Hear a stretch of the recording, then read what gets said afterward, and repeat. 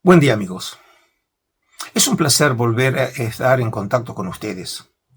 Y esta vez para responder a la solicitud de muchos de los seguidores, que después del episodio en el que traté el tema del Sheol en la Biblia hebrea, me preguntaron sobre la creencia en el infierno en el judaísmo antiguo.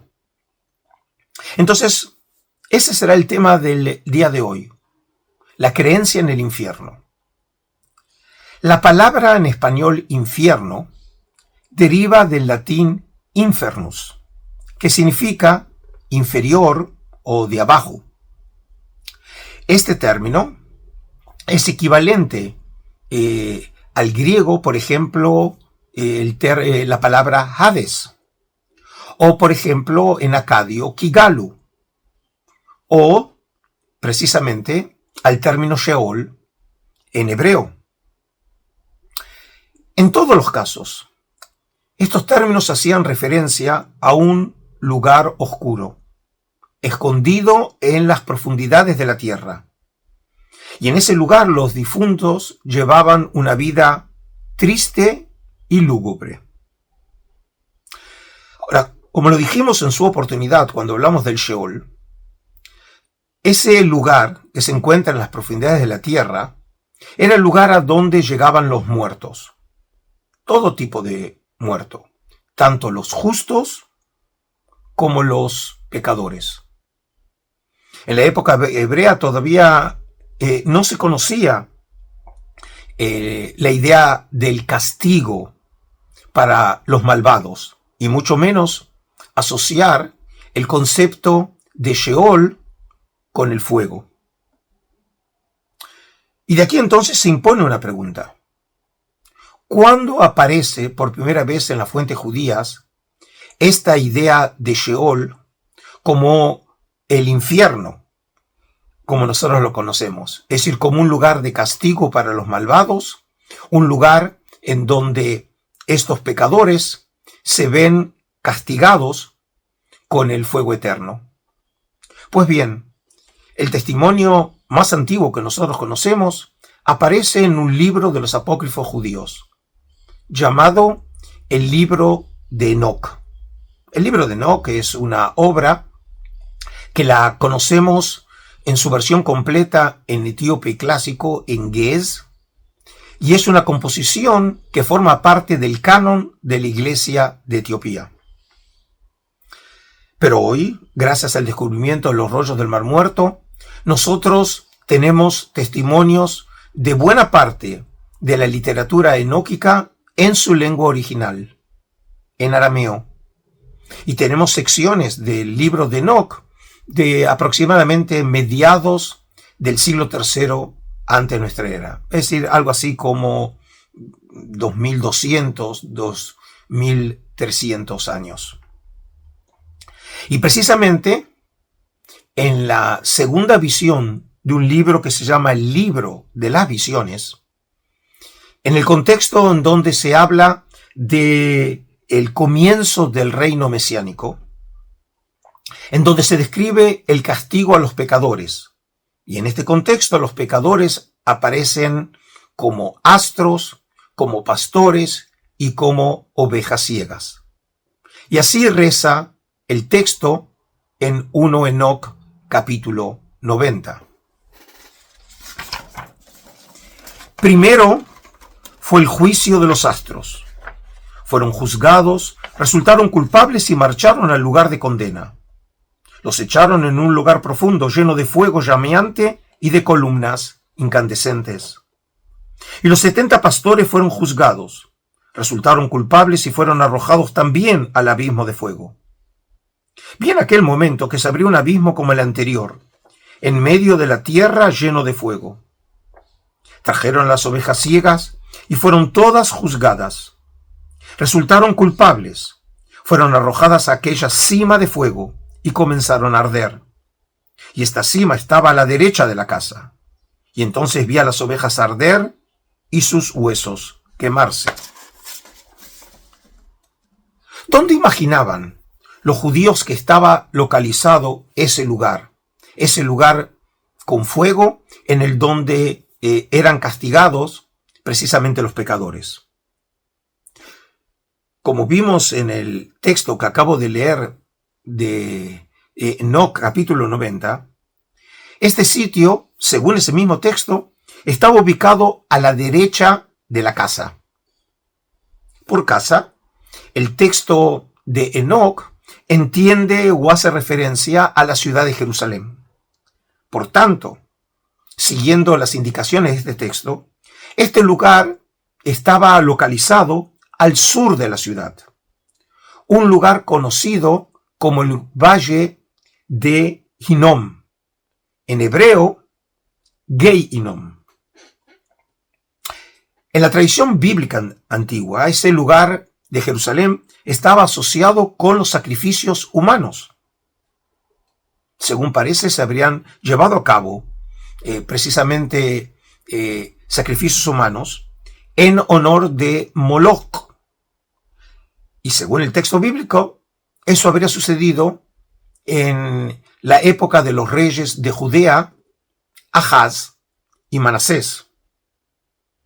Un testimonio en este sentido es el que aparece en el libro de 2 Crónicas de la época persa. Y así reza el texto.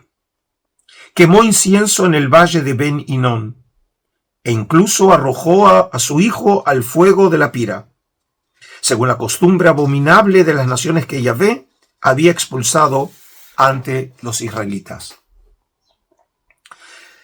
Y entonces, a partir de la asociación de este lugar, Gei Hinnom, ubicado, como dije, al suroeste de la ciudad de Jerusalén, con la noción de fuego y muerte, nació la creencia de que había un lugar en el Sheol, en donde los malvados serían castigados.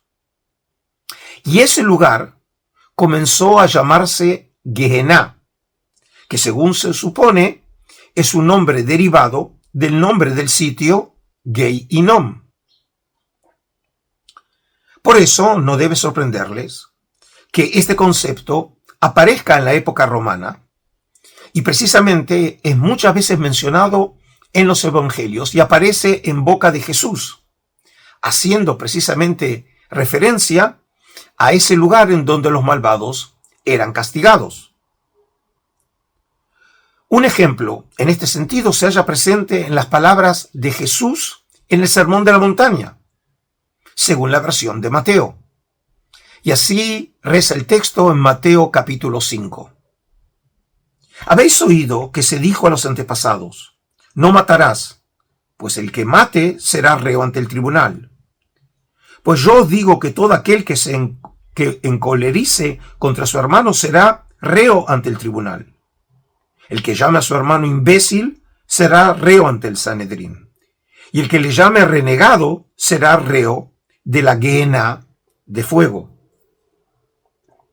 Esta idea sobre un lugar de castigo con fuego aparece muy desarrollada en la Apocalipsis de Juan, el único libro apocalíptico de la colección del Nuevo Testamento, cuando el fuego y el azufre fueron vistos como el lugar de condenación de la bestia y el falso profeta. Por ejemplo, en Apocalipsis 19, el texto dice lo siguiente: pero la bestia fue capturada, y con ella el falso profeta, el que había realizado al servicio de la bestia los signos con que seducía a los que habían aceptado la marca de la bestia y a los que adoraban su imagen. Los dos fueron arrojados vivos al lago del fuego, que arde con azufre. Siglos después, el tema del infierno, o Gehenna, se convirtió en un tema muy popular en el arte cristiano. A partir, por ejemplo, del siglo IX, en escenas del juicio final. Por ejemplo, tenemos la representación esculpida de las torturas en el infierno, en el tímpano de la abadía de Saint-Foy de Conques, en Francia, de los siglos XI y XII. Desde entonces, en la época medieval, tenemos representaciones en donde aparece el dragón que sale de las fauces del infierno, los condenados que son arrojados a un caldero, E incluso tenemos casos en que aparece un demonio que empuja con su horca a los pecadores al caldero hirviente. Una de las representaciones clásicas del infierno como castigo de los 7 pecados capitales fue la realizada por el famosísimo artista holandés Hieronymus Bosch, el Bosco, en el siglo XVI. Las imágenes de estas esculturas y pinturas sobre el infierno quedaron grabadas en la conciencia de los fieles. Y desde entonces el tema del infierno se transformó en un tema central de la imaginería religiosa entre los cristianos.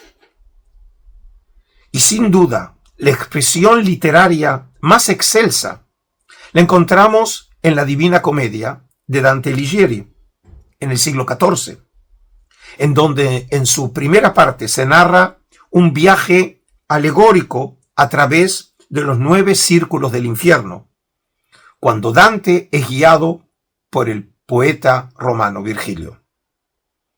De esta manera, entonces, traté de presentar de manera sumaria el tema del infierno, complementando el episodio anterior sobre el Sheol, y de esta manera, entonces, vimos cómo este concepto se fue transformando desde la época bíblica, siguiendo y pasando por la época intertestamentaria o la época del Segundo Templo, y cómo a través del cristianismo el concepto del infierno asociado con fuego y azufre tomó un lugar tan destacado en el arte y la literatura de Occidente.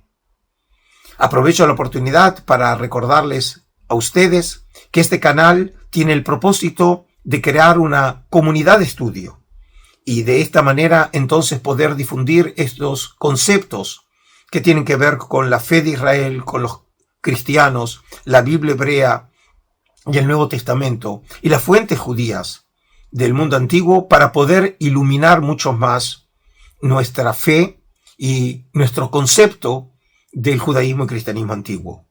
Por eso les pido que difundan la noticia de este canal entre amigos, colegas y familiares, y de esta manera seguir creciendo en el conocimiento. Los saludo entonces con un cálido shalom desde la tierra de Israel. Adiós.